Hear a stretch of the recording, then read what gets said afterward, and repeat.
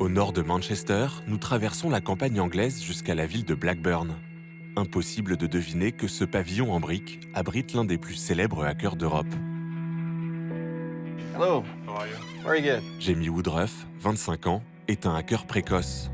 Ces dernières années, il a déjà révélé des failles de sécurité chez Facebook, Google ou même sur le site de célébrités. Il y a quelques années, j'ai trouvé une faille sur le site de Kim Kardashian.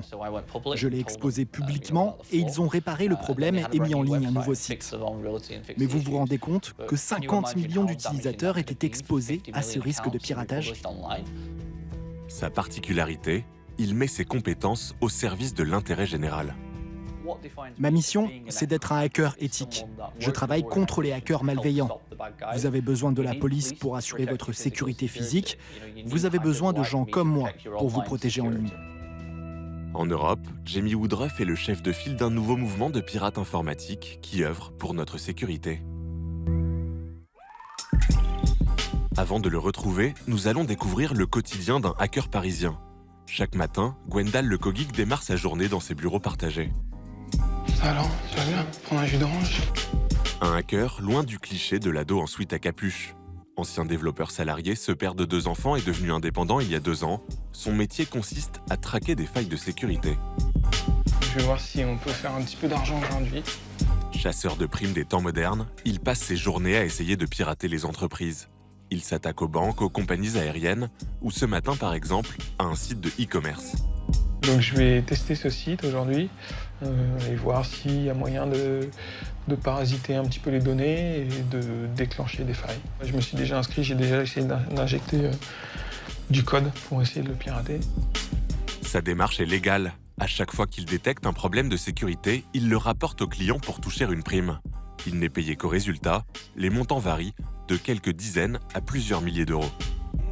Ma plus grosse faille a été rémunérée 5 000 €. Voilà.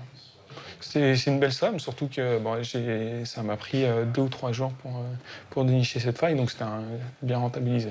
Toutes les entreprises sont vulnérables, c'est sûr. Voilà, il faut juste être performant, réussir à trouver les failles aux bons endroits. Cette activité en plein développement porte un nom, le Bug Bounty, la chasse aux bugs.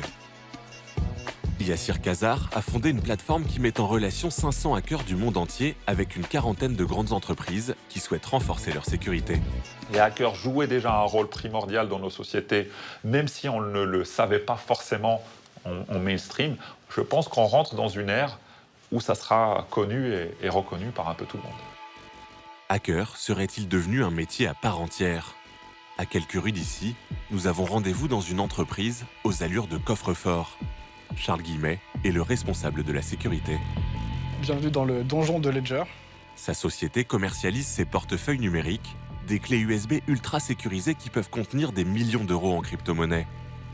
Alors, pour s'assurer qu'elles sont inviolables, son équipe se met dans la peau de hackers potentiels. Si on veut se prémunir d'attaques de haut niveau, la seule manière de faire, c'est de reproduire ces attaques chez nous. Et du coup, les profils qu'on a, c'est vraiment des profils de gens qui vont rechercher des vulnérabilités, donc qui ont les mêmes compétences que les vrais attaquants, mais qui agissent plutôt du coup pour la sécurité. Son équipe agit dans le plus grand secret. 8 génies de la sécurité informatique dont vous ne verrez pas les visages, ils sont chargés d'attaquer leur propre employeur par tous les moyens.